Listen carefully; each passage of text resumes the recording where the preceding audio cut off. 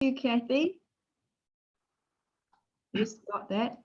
So kia ora tātou, and thanks so much for being interested in the community resilience model, which has been developed about over the last 10 years, I guess, developed in California, but has spread itself throughout the world, and it is a model that's based on our human biology and what's really right with us in our ability to stay and maintain resilience.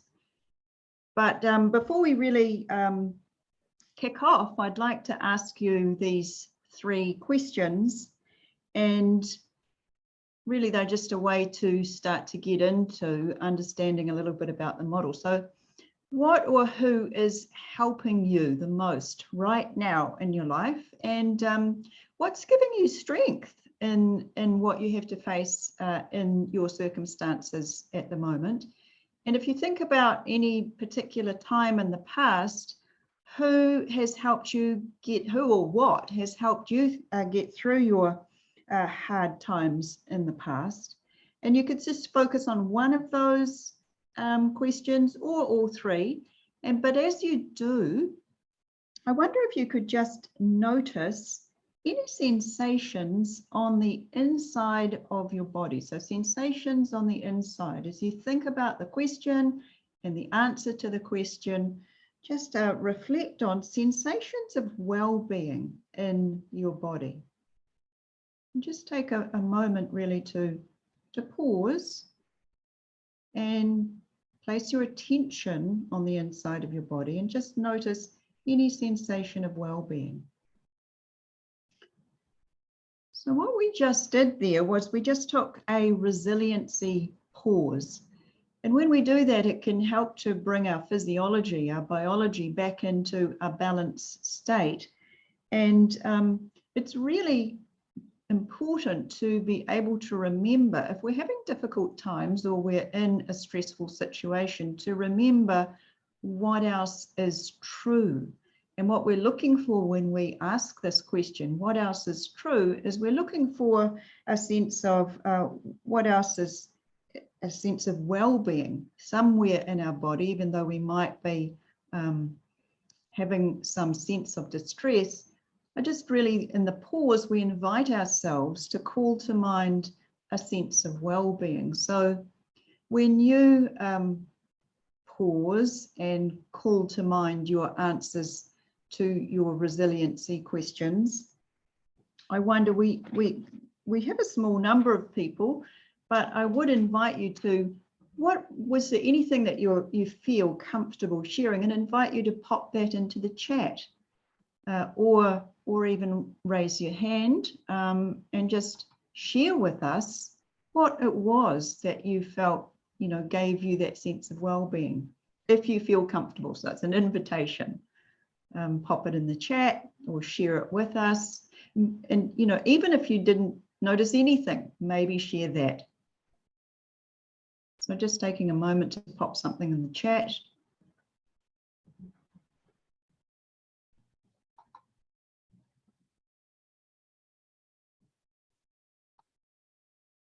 So then moving on, so and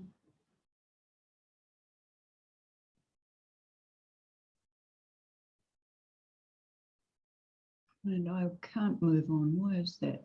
Just a moment. We'll share that somebody's had a sense of warmth in their torso, which is great. That's fantastic. So that is the sort of inside sense. Thanks, Rose, of well-being. This feeling of warm in my chest is definitely I would say, a sense of well-being as opposed to distress. Now, so what are we talking about when we talk about resiliency? Well, the community resiliency model has its own definition, and I just would highlight that definition is just one. You may have your own definition, but it's about when an individual is able to identify and use both sort of an individual and collective strength in living fully with compassion in the present moment and thriving while managing the activities of daily living. So, as I say, you may have your own definition of what resiliency is. A lot of people think of it in terms of the ability to suffer or withstand stress, but bounce back. I can bounce back. And some people even see it as bounce back, and even in that bounce back, a sense of growth from the challenge. And I'm just going to say that also Kathy is saying that she can recall a feeling of freedom when coming to the end of a particularly busy day. Thanks, Kathy. That and what I want is just to ask you, Kathy, when you feel that freedom, just for yourself, where do you feel it on the inside? Sort of the skill with the community resiliency model is also noticing, oh, where is that in my body? And maybe getting some descriptive words about what that sense of freedom might feel like. So thank you so much for sharing that. So moving on, and now what is going on? So what the community resiliency model is offering us is it's really invested in taking a perspective shift about how we deal with difficulty. So the conventional model might be, oh, you know, sort of people are quite bad, and if they do something wrong, they need to be punished, or people don't care, and we shouldn't make excuses for people. We really, you know, when we're not able to perhaps meet a situation, well, what is wrong with you? Is a conventional type of approach. We can also, in terms of a trauma-informed approach, move to say, actually, you know, people are suffering. They, you know, we could help. We need an effective intervention if they're suffering, and people do care. But hey, we could have better skills and understanding, and then we also need to learn in the trauma-informed approach. Well, what happened? What happened to that person, particularly if it's impacted a child? What's happened in the child's development, or what's happened in terms of the adult's development? So that's the trauma-informed approach. Not something that I see a lot of here. Really a great understanding of a trauma-informed approach, but it is something that's starting to spread in people's understanding that when we are less capable or less able to meet trauma or difficulty well, then if we understand what has happened, then we're better able to respond. So this new perspective shift is about resiliency informed. So it really acknowledges that people are resilient, and that when things happen, we need to be compassionate towards ourselves and towards others and learn new skills, and that anybody can learn these new resiliency and wellness skills because they're based on science and biology, and they're really based in the fact that anybody can learn that we can actually find well-being and reduce suffering even in the most challenging and difficult times. So the key question with the perspective shift in the community resiliency model is, well, what are your strengths and what's right with you? So the community resiliency model teaches us a set of 6 skills, and they are about skills that can be used across the lifespan. So all ages, all cultures, whether you can read or not read, because the skills are biology based and they deal with our nervous system, it really is a model that can be just used with pretty much everybody.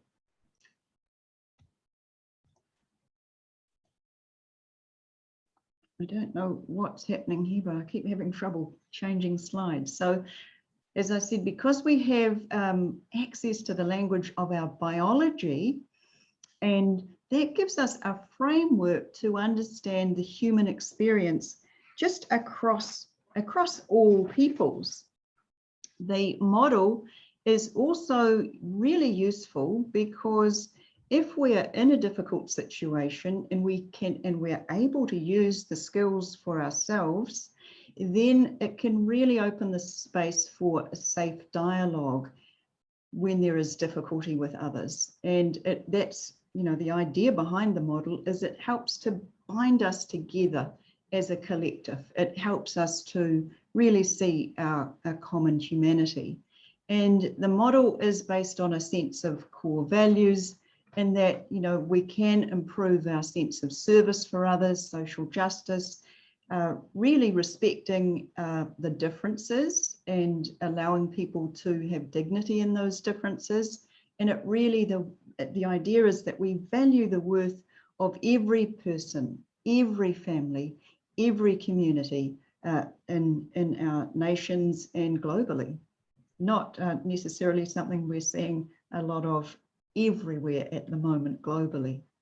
But the model has been used across the world, lots of different places in disaster situations, flooding, tsunami, earthquakes, but also just in sort of general education. It's part of an education program that's part of social emotional learning that's available across the world. So this is the first time we're offering the model, or it's been offered in New Zealand. And the idea is to actually get it out there and get lots of people understanding the language of our biology. So let's get right into that language. It's a simple concept, really. It's about the fact that we all have this resilient or okay zone. And the goal is that we want to widen and have a skill where we can stay in our okay zone more often. So during the day, I think we have ups and downs, right? We sometimes, you know, we're a little bit stressed. Sometimes we're quite calm and chill. And it's not, and things happen, you know, our thinking, our feeling, our reactions to things. We can be, it's not that the okay zone is without emotion or without these ups and downs, but we can be excited, you know, we could feel quite tired, maybe we're quite calm, maybe we're even angry or scared, or actually very joyous and happy. And that still is a zone of where we really feel that we can manage. Everything is manageable in the okay zone, and we're not really bumped out of our zone.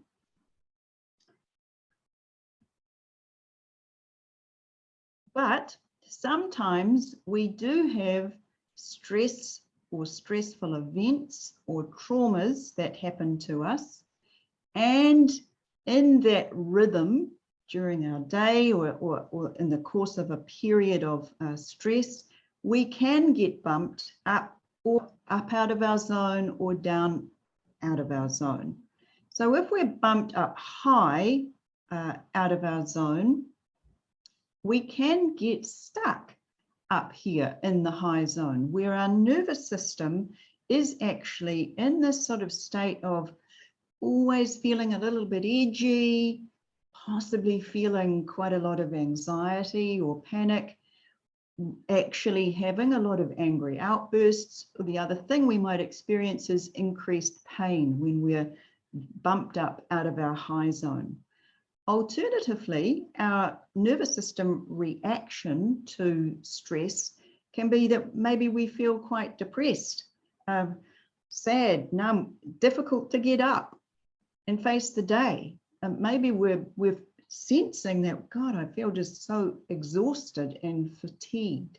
So these are symptoms of being in the high or low zone.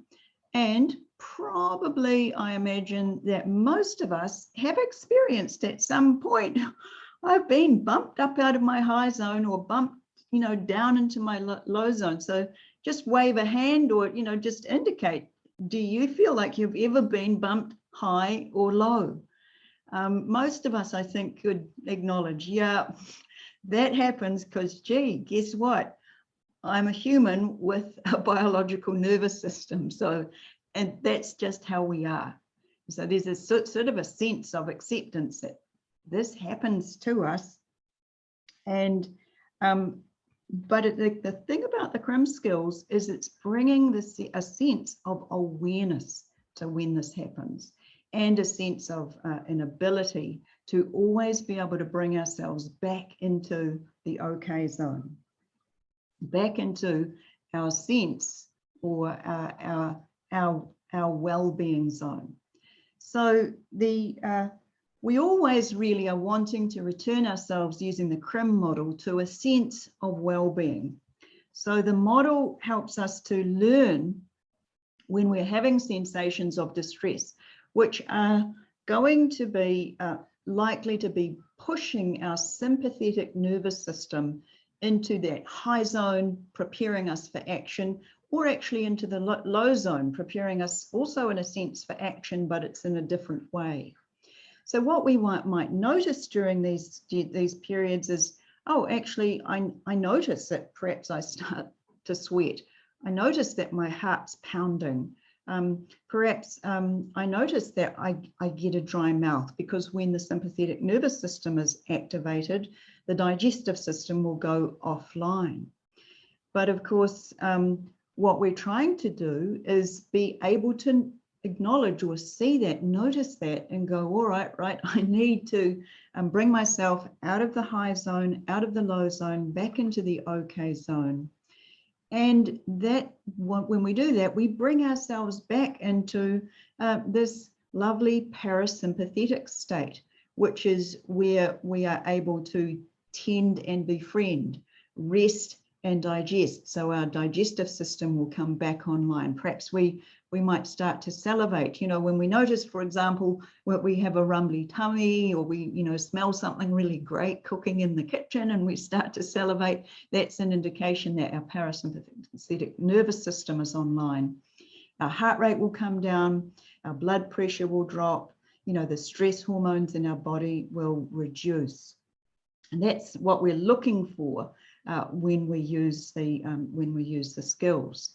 So our common reactions to stress, and these, as I say, are just our biological reactions, but we don't always necessarily think of them as biological reactions. And around the world, where the community resiliency model has been used in all those different countries, it doesn't matter what our culture is, it doesn't matter what language we speak. These tend to be what the community resilience model teachers have found is, it's common, so if I'm having this stuck in the high zone or stuck in the low zone, I could be feeling that I'm having trouble sleeping, in terms of I'm having distorted thoughts. Maybe I'm having nightmares. I feel kind of a little bit suspicious of people in terms of how I'm thinking, or physically, perhaps I feel quite numb, or I feel more pain. I've got a lot of muscle tension. As I said, perhaps I'm having sleep problems, getting a lot of tummy upsets. These can be physical symptoms of being, my nervous system is up high or down low in terms of the okay zone. In terms of my sort of sense of purpose and spirituality, perhaps I kind of feel that I really have a bit of a loss of faith, and I feel a bit hopeless about situations. Perhaps I'm feeling a lot of doubt or guilt. And of course, emotionally as well, I can be feeling a lot of perhaps guilt or grief. Maybe I really can get easily outraged about things, or I'm feeling quite a bit of anxiety. And this will, of course, transfer into my relationships and how I am with others, where I might be a bit irritable, or maybe I skip work because I just, don't feel that I can face it, or perhaps I'm feeling quite isolated. And so then our behaviors, as I said, we might isolate ourselves, or, like a child has a tantrum, I might be inclined to have a tantrum, Self-harm can be something that is an indication of being stuck, the nervous system stuck in the high zone or down in the low zone. Maybe I turn towards addictive and harmful and abusive behavior. So these are all things that can be indications that my biology needs to be reset. And the model, the community resiliency model, does cover the sorts of stresses that we might be facing right now as we have to assist and be present for perhaps our own situation around COVID or other people's situations around COVID, where there's a lot of fear that we're going to catch the virus, or that we're going to spread the virus. That if I don't go to work, I'm going to suffer financial insecurity, that if I already have some sense of anxiety, or some already have some sense of my nervous system's out of balance, that perhaps I'll be experiencing more chronic mental health issues, and my social network is disrupted. So my normal sense of being able to warmly engage with my loved others, my friends, my community, it's also being affected by COVID. But of course, this is all sounding a little bit gloomy and doomy, but I just need to remind you what else is true. So that in terms of what else is true, we can also actually respond with a sense of well-being during times of crisis. And all around the world, again, the CRIM model has observed that common humanity is that we do have also these wonderful abilities to renew relationships in these times, to be grateful for what we do have, to actually find resilience, to find faith, find a sense of hope, and in that to actually find compassion for ourselves and compassion for others, even in the midst of very difficult and trying times. So the key concepts with the model is, as I think already mentioned, the CRIM perspective is to encourage a perspective shift about what we're facing. That, we are human, we all have a nervous system, and whatever we're experiencing, it's not about any mental weakness. That trauma and traumatic and stressful events happen. It happens to our nervous system, and that if we can learn to better read where our nervous system is at and deliberately with wellness skills be able to move that, it can make a big difference to our ability to respond with a real sense of positive, resilient growth. Again, the model is all about the laws of nature. So it's about the natural rhythms. Just as we have autumn, we have winter, we have spring and summer, our nervous system it does also go through these cycles, and it can get trapped in a sense of I'm stuck in the high zone. This storm that I'm experiencing in my physiology and my biology, there's a sense that it's not going to pass. But the idea with the model is that we draw our attention to the sensations of well-being that are also still present in our biology, and that helps us to transform our experience, and then to transform all those aspects that can be very negative in our reactions to stress. So the CRIM model is very focused on neuroscience and the sort of burgeoning research and discoveries of neuroscience. And two of the key concepts, the first one is that actually, whereas we used to think that, we got to about age 25 or whatever, and that was it, we were cooked and we were never going to change. But we now know that actually we can continue to rewire our brains, and that will stimulate new learning and new experience. And so even if we have a long time pattern of responding in a certain way, and that's kind of ingrained in our neurology, that's something we can change. And when we do that with intention and attention, we actually do create new neural pathways. And so why a biological intervention? Why does CRIM focus on our biology? Well, there is a lot of research, and the first one I want to highlight is that the ACEs research, which is the Adverse Childhood Experience research. It was conducted in the 90s in San Diego, and it looked at the health outcomes, and it correlated those health outcomes with levels of experiences in childhood that were considered to be highly stressful, so hence adverse childhood experiences. And what the research tells us, and it's been repeated around the world, and it is also, there are studies out of AUT here in Auckland. The original research tells us that if we have 4 or more adverse childhood experiences, the chances of us developing some negative health conditions as when we're older, we have a far greater chance if we have 4 or more ACEs that will happen in our more mature years.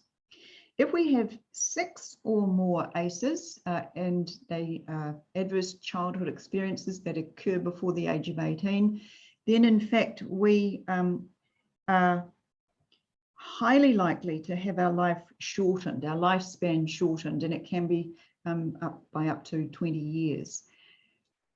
Great thing is that, as we know about neuroplasticity, there are things we can do to change that, but we do need to be very aware of trauma and adverse childhood experiences, and that's part of learning this model. In addition to the adverse childhood experiences, we now know that there can be not only individual traumas, there can be community traumas, and the environmental traumas in terms of climate change and pandemics.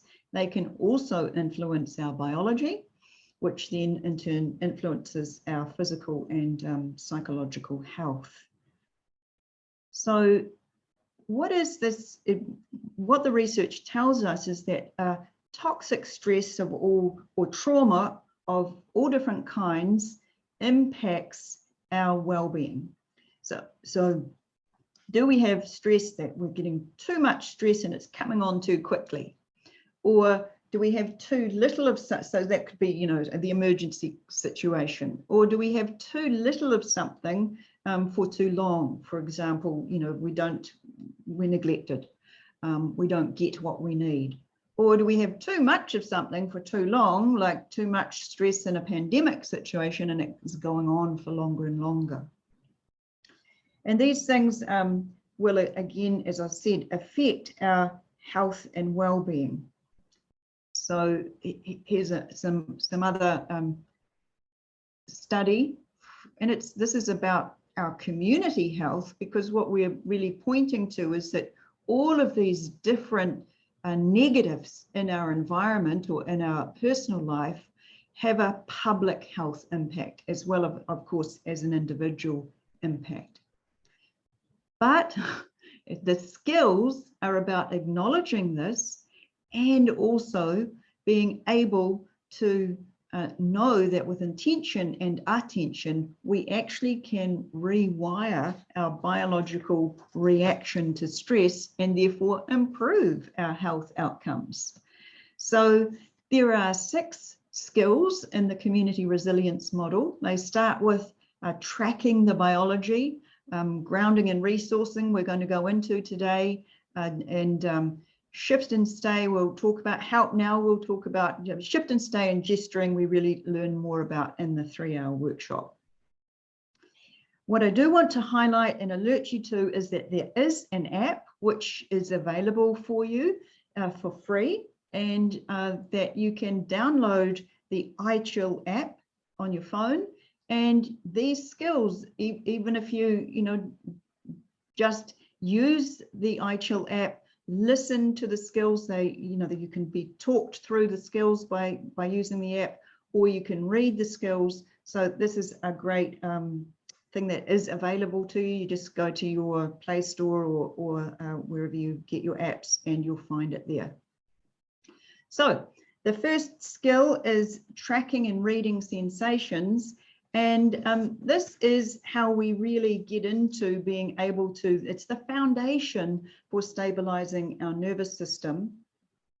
So as you think about if you think about, recall the answers to your that first question, where you were really being called to a resource, and you reflect on, well, when somebody, Rose, I think it was, noticed warmth in her chest. So that would be noticing and paying attention to the internal sensation of the body.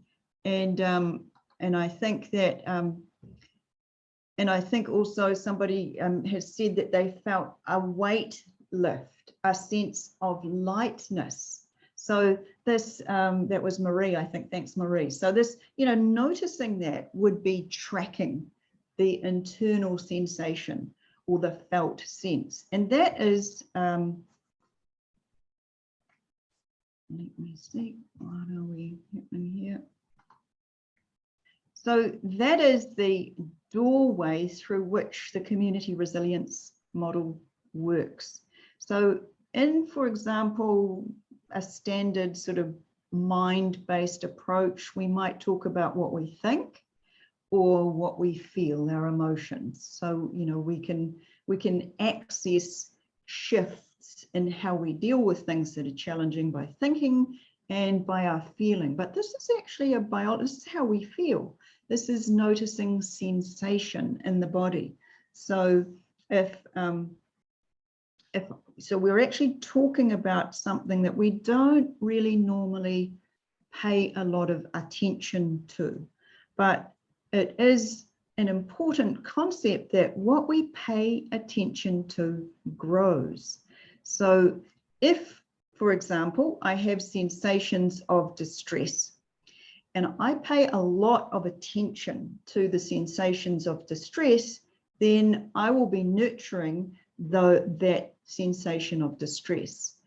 We do want to notice, and we want to be able to feel into those sensations, but we also want to be able to hold our attention on sensations of well-being. So it's kind of like a garden. So if you think about, imagine a garden, and it's got a few weeds in it, and it's got my plants in it, and I put all my watering attention on the weeds, and I don't put so much attention on the plants in the garden, then what will grow will be the weeds, not so much the garden. So, if we keep noticing and just focusing on our pain, on our distress, then those sensations, that neural pathway will grow. But if we can also sense into that greater sense of well-being, then what we're doing then is having our nervous system and our neural firing, our brain cells that fire together, wire together. We're teaching the neurology to focus also on what's okay, because what's okay is always present. What's this based on in terms of the science? It's based on the part of the brain that's called the insula, and it's a skill that we call interoception, the ability to sense into and read the physical states of the body. So if I just scratch myself on the outside of my hand or give myself a pinch, I can actually kind of feel that internally. And it's sending a signal to to the insula. If I notice, for example, that the room is warm, that's actually an interoceptive skill. And what the science tells us is that if we have increased sensory body awareness, it can reduce our impulsivity, so where we just act immediately, rather than stopping to reflect. And it can promote emotional regulation, and it keeps us thinking more clearly. This is based on the neuroscience of the brainstem, the midbrain, the emotional brain, and the prefrontal cortex. If we stay very clear and very aware of our sensations and our sense of well-being, then when we feel distress, we keep the prefrontal cortex, the thinking brain, online. And if we can't do that, it will flip, and we will be controlled, we will be pushed up out of that okay zone, and we will be in this very thinking part of the, this feeling part of our brain, our neurology. We won't stay clear, we won't stay rational, and our behaviors will shift into places that are less than healthy and not so focused on our well-being.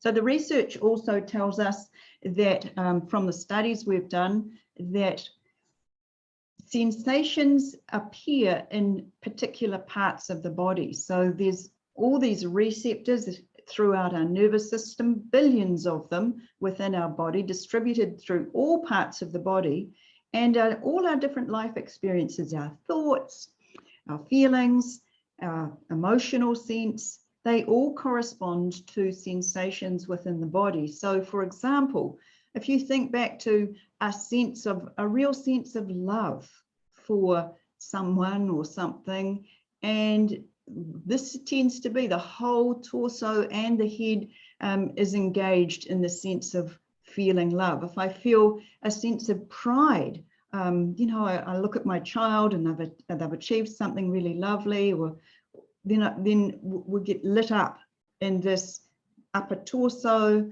the head. These I'm going to focus on, you know, these more, well, I think those two. You can see that there's other sort of areas where we may be feeling things in the less positive emotional or feeling tone, but we're going to feel those somewhere in our body. And this is interoception at work. The skills teach us to discern about what is a feeling of well-being and what is a sensation of distress. I'm using the word feeling, but I really mean sensation, the internal felt sense. So that, oh, I'm feeling like, you know, I'm really feeling highly anxious, and I'm feeling that in my stomach, it feels like it's in a knot. Oh, but I can choose to notice, but hey, you know, my legs, they're actually feeling really okay, and I can reach down and touch my legs, and I can choose to pay attention on the inside to a sense of well-being. So we're using the sense of tracking, this noticing, paying attention to what's happening on the inside. And our curiosity questions are, is the sensation pleasant? Is it unpleasant? Or is it neutral? And what I want to be able to do is notice the unpleasant or difficult sensation and be able to track and shift that to a sensation that's more pleasant. So that's really the skill of resourcing the sensation that's more pleasant. If you think back to how we started and I asked you to reflect on a pleasant sensation, it was, a pleasant or a sense of what's getting you through right now, what's true about what's got you through in the past or what's good right now. That's resourcing. So if we have a look at this idea of resourcing and take a look at this photograph and just notice, okay, this looks like a, you know, if I was here, it looks like a fun situation to be in. What do we think could be pleasant for people in this photo? Or if you were in this situation, and just pop it into chat, what might be pleasant about being in this situation? What might feel pleasant? What might you be, you know, kind of noticing? So great, there's some laughter, And great, yes, good food, a sense of closeness, which would, perhaps create that fear. And so if we think about in terms of feeling that warmth that we might feel, a sense of belonging, that we're in this group. Thanks, folks. Yep, we've got friends here. So these are, this would be, perhaps I would think back to that. If now I'm feeling anxious, maybe I'm feeling lonely, I could notice that and shift back to a feeling of a time when I've actually been able to experience these lovely, resourceful feelings and sensations internally. So this resourcing, person, place, thing, memory, or part of yourself that allows you to sense into sensations of calm, sensations of pleasant, strong, resilient, peaceful. It can be real or imagined, and it could be something inside yourself, or it could be external. So I can think of, I love to garden. And when I'm out in the garden, I'm usually out there, it's outside, I'm breathing in the fresh air, whether it's raining or sunny, I can feel the air. I can look at the plants, I can take joy in their growth. I can get my hands in the soil and I can smell. I have this sort of, I have this real sensory and touch and visual. So I'm using all my senses when I'm in the garden, and that really creates in me a sense of connection. Oh, I really belong to the earth.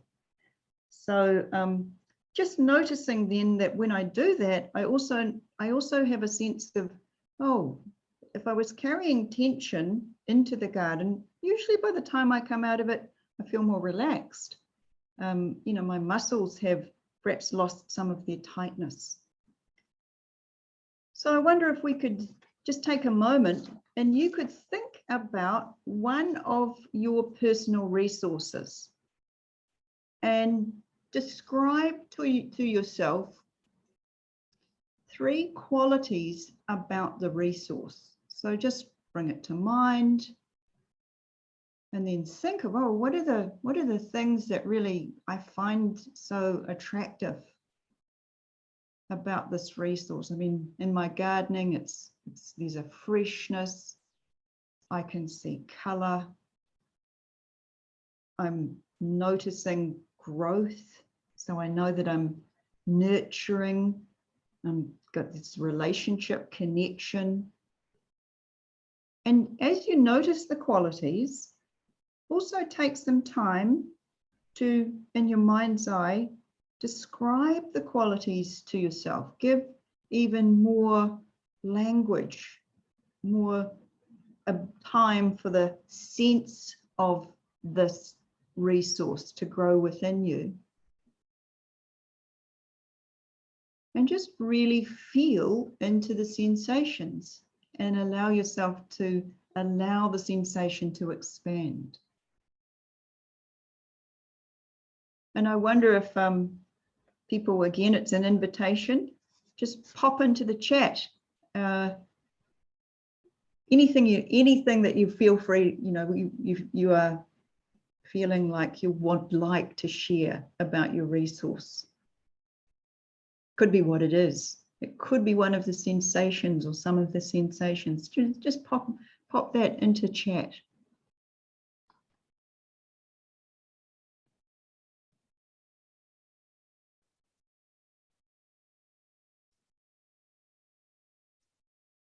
And while you're doing that, I will just we'll keep moving on the slides. And just because children are really deeply impacted by stress and can also learn to resourcing is a fantastic skill to share with young ones. So just encouraging you to talk to any teens or young people and, hey, Tell me about your favorite pet. What's your favorite activity? Who's your favorite character in a cartoon or a book?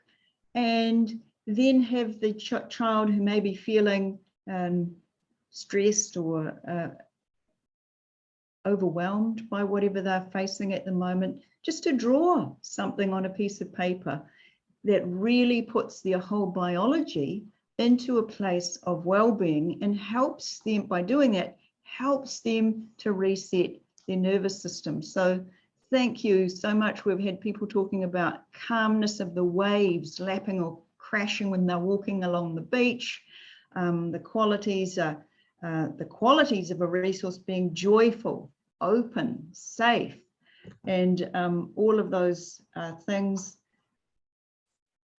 really creating the sense of warmth and rhythm of music, the rhythm of the music, the beat of the music, how much these things can really help get us through in times of difficulty. So the third skill is grounding. Now, grounding is the sense of a direct contact of a part of my body or my whole body with, it could be the ground, it could be a wall, it could actually simply be the table. I put my hand down on the table. I feel through my hand, it's a glass table, so it's smooth, it's cold, and I can really feel when I put my hand on the table and put my attention into the hand that there's a sense of security, stability with my hand pushing on the table. This gravitational security is what gives us the foundation of safety and stability from which we build our relationships in life. But if we have a sense that we're not safe gravitationally on the earth, then it's very difficult to connect to others. It's difficult for our biology to open into the parasympathetic state and be in the rest and digest, tend and befriend state. But when we're grounded, we have this relationship to present time and space. Now we're not worried about the future, and we're not sort of our mind chewing over what's happened in the past. So grounding really brings us into the present moment. It's a key part of the skills of the community resiliency model. And we can ground by, particularly young kids love to ground by, if they can go and stand against the wall and really push back against the walls. And we don't need to be lying on the floor or sitting down to ground, but we could be sitting in a chair and just really feeling the sense of our buttocks on the chair. It could be my lying on a surface. It could be walking, really paying attention to my feet as they connect to the ground as I take each step. So this grounding skill, I just invite you, it could be something as simple as just like pushing my hands really hard against each other and feeling the sense of connection and groundedness of connecting hand to hand. But I just invite you now to maybe close you can do this with your eyes open or closed. But take a moment now just to notice where you do feel connected to the earth. Maybe it's your buttocks on the seat of the chair. Maybe it's your feet on the floor. Maybe it's your hands somewhere. And just bring your attention to that part of your body. And I would now ask you, invite you just to notice your feet. If they're making connection with the ground, just noticing your feet and the sensations in the base of your feet. Notice where your hands are positioned. Are they on a surface or on your thighs? Just noticing your hands. Bringing your attention to where you are right now. Nothing but a sense of the sensations internally. And now I invite you to notice your breath. Just notice your breath flowing, inhaling and exhaling. Notice what's moving in your body. And if you're noticing any pain or discomfort, shift your attention to a part of your body that is in well-being, even if it's just the tip of your nose or your little finger. Shifting your attention to well-being somewhere in your body. And just invite you to open your eyes and come back into the present moment. So that's just a very brief example of grounding. So thanks for participating in that. So help now is a reset skill that's immediate. So if you have a more immediate sense of bumped out of my okay zone into my high zone, I can feel my heart racing, or really feeling like you've dropped down into feeling really negative and hopeless. Help now is more immediate. So you can immediately do something. It could be counting backwards. And so you really bring your prefrontal cortex online, integrate the three parts of the brain and really focus on that counting. You could look around the room and name things in the room. Again, bringing yourself into a sense of integration. Perhaps you could do that very immediate. Push your hands together, notice your breath. Touch a surface, drink a glass of water. Feel the temperature in the room. I can feel this room's quite warm. Just noticing that and bringing yourself immediately back into a sense of present time. So that's help now to reset now. And this shift and stay is really this identifying sensations of distress by tracking them and then shifting them to either your resource, your grounding, or a help now skill. So this is totally biology based, where you sense distress, track it, move to a well-being skill. So these 6 skills are all focused, they all sort of hinge around being able to track the sensation in our biology, then being able to ground, resource, help now, shift and stay is that movement. Gesturing we're not covering today, but it's really just having a gesture that helps to bring that prefrontal cortex back online and the biology into its okay zone. And how am I focusing my attention in difficult situations is really a question that's fundamental to the community resiliency model skills, because I can notice. It's about noticing, having an intention to pay attention. Am I, do I have negative thoughts just looping? Am I complaining or blaming a lot? Am I very feeling disconnected? Do I have trouble sleeping? Am I exhibiting quite a bit of aggression to other people? Most likely, perhaps I'm in my high or low zone. I'm not in my resilient okay zone. But if I can identify that I have resources and track and ground myself, or use a help now to reset now skill, or remembering a self-calming gesture, I can move towards the resilient zone. And when I'm over there in the resilient zone, hey, I can be practicing my skills of well-being. When I'm doing that, I can find a place to be grateful for the good things I do have. I can find compassion for myself and others, and that helps me connect to others, to reach out, help others, when in fact, in the past, if I was back in bumped out of my zone, I'm not really able to connect with others and help others. So we're not as a community, able to resource each other. So hence the real focus on being able to reach out and help others with these skills.